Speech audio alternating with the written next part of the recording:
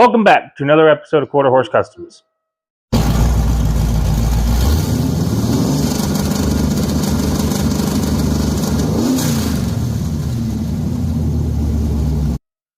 This time we don't have a Chevy.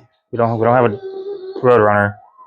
We don't have the other car or the red car. This is the Muskrat. It's my wife's car. This is her 1987, 89, 90, 91, 93, 97 Explorer intake on a 1967 289 out of a Ford Falcon. That was originally a four-cylinder car. That was originally left for dead out back after being a post vehicle for how long? Since 95. Or it was parked at 95. They bought it new. They bought new in 87 to run the mail around, and then, well, it broke a timing belt and got parked up in 1995. When we first picked it up, she was rough. Tree, fenders, had tree damage. It has had various different facelifts like this, and then it looked like this. Then it looked like this for a little bit. Now it's going to look like, well, you'll see that. Anyway, this originally was the four-cylinder. We had it as a four-cylinder. Tried driving it around a little bit. Kind of went. You see a foxbody in here. Doesn't look right. Anyway, we blew up a transmission. Amazing, right? I mean, the 2.3. Yeah. Anyway, put a new transmission in, and then the timing belt broke again, and we were just like, you know what? Okay, put a new timing belt in a second time. And then we had this massive air leak. I mean, we could not get this thing to idle to save our life. Well, eventually we decided let's just put a V8 in it, right? So we ripped out the 2.3.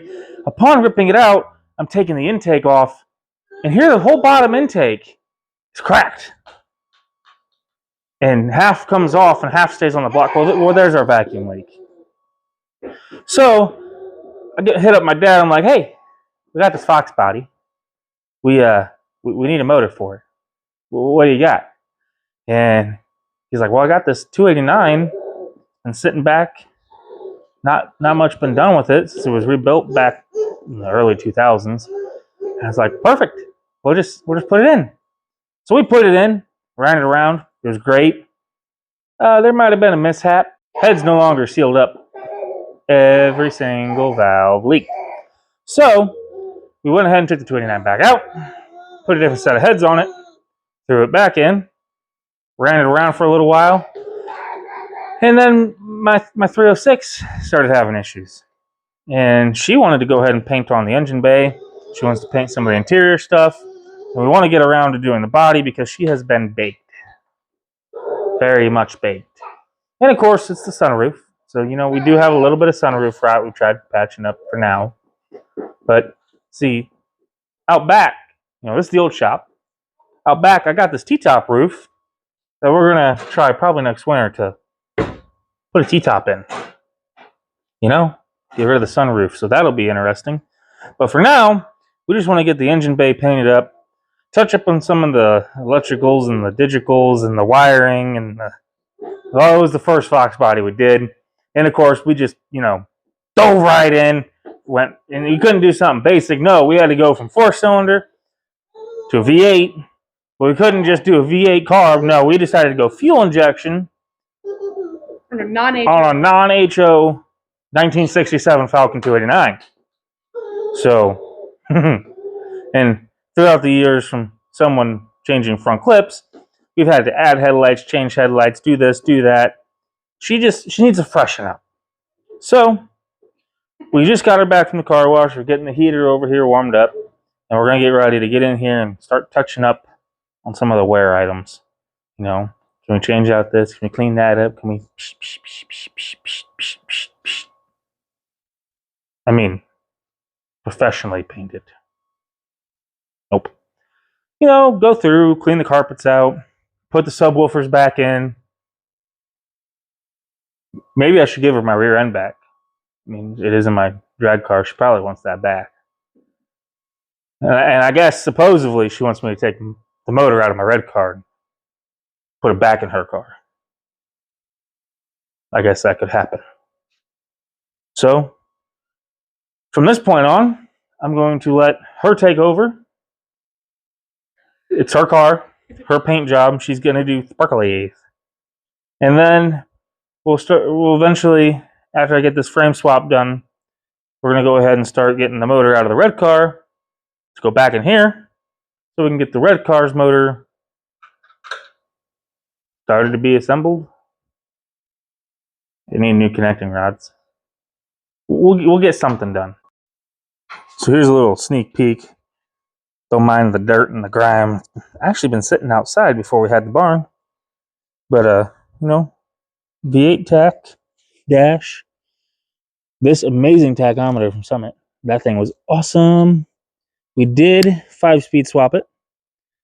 You know, we modified some halos to fit in here. You know, it's just pretty basic car. But I mean, we saved it. It's not going to the crusher. So it's had some modifications, like obviously the hatch ain't right.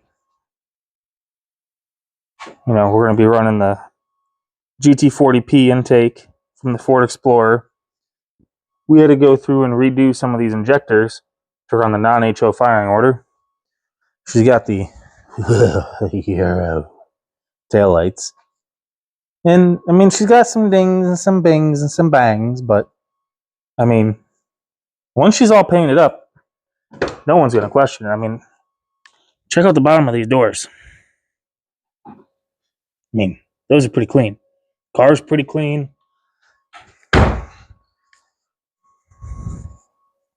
Like I said, we got to do some touching up in here. Get this all ready to go. But we'll bring you guys all along for that. Get you up in here. Go through what we did to swap the car from a 4-cylinder to a V8. So that way, if you guys want to do it too, and we're already putting parts on. Well, I guess I'll put those on my car. Or I can just put different taillights on. Or I can just put those on my car. Or I can just put different taillights on. I like my idea. You guys let me know in the comments. What do you think? Do you think I should, you know, put them on my car, or should we let her put? The only reason I have these taillights because you can actually see. In a foxbody, you really cannot see your marker lights at all. You can see with these, guaranteed.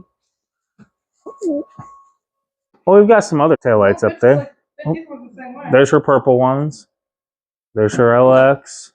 There's another set of aereo bubbles. It fits this one the same way though, so it doesn't seal up here unless it's supposed to or not. Nope, doesn't fit. Sorry, I'll have to put those on my car. So I do apologize. I didn't have time to film it because we had a lot of stuff going on between the dog tour, the heater, and this frame and an upcoming video we have. Taken a lot of time this past weekend and getting sick, which was fun.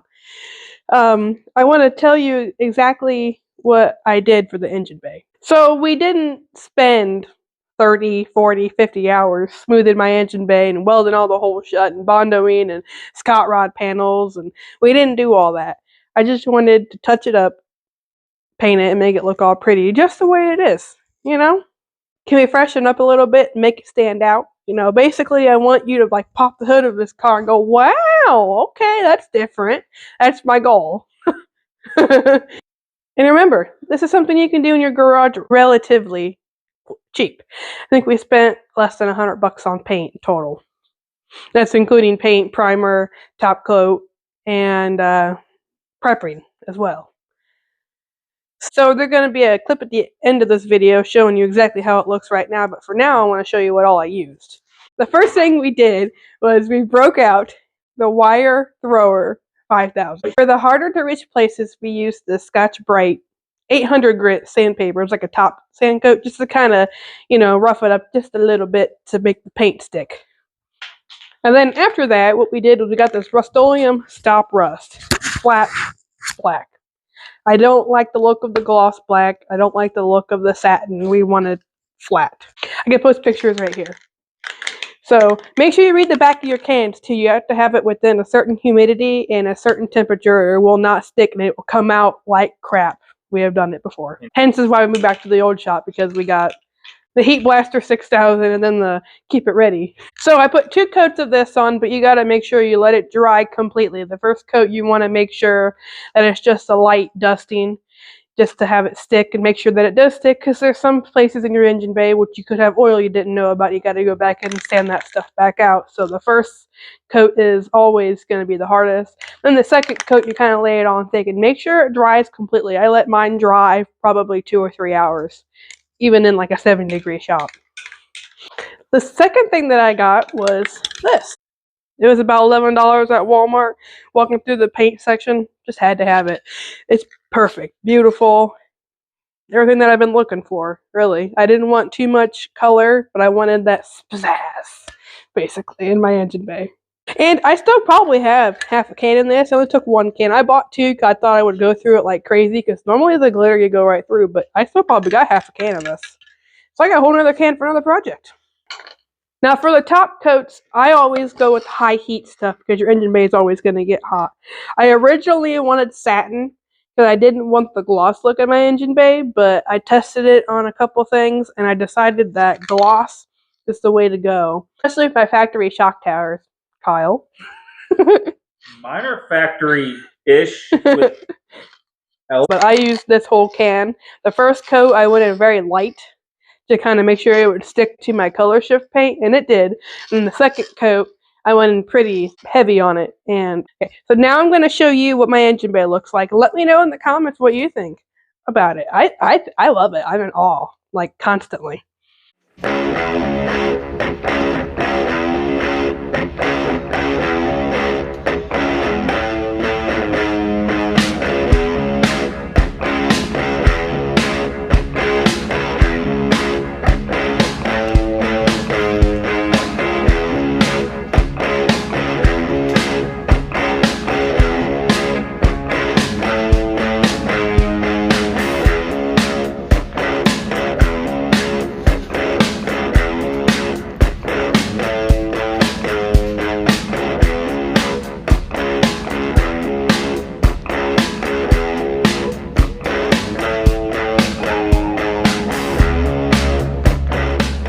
Well, I guess that's going to wrap it up for this episode. She got it all painted up. We're going to get ready to get it back over to the other shop. But we still got a few more things to do. We probably want to go and clean up the interior, figure out what else she wants to paint in there. I got to get this frame back over there, get the other truck back over here so I can start wiring stuff. And, well, I freaking love it. I think we're going to go ahead and do this to 1, maybe 2 more cars of the ones we have, because it is definitely, I like it. You let me know what you think, you know. What do you think? Any of our other cars should do it? I don't know.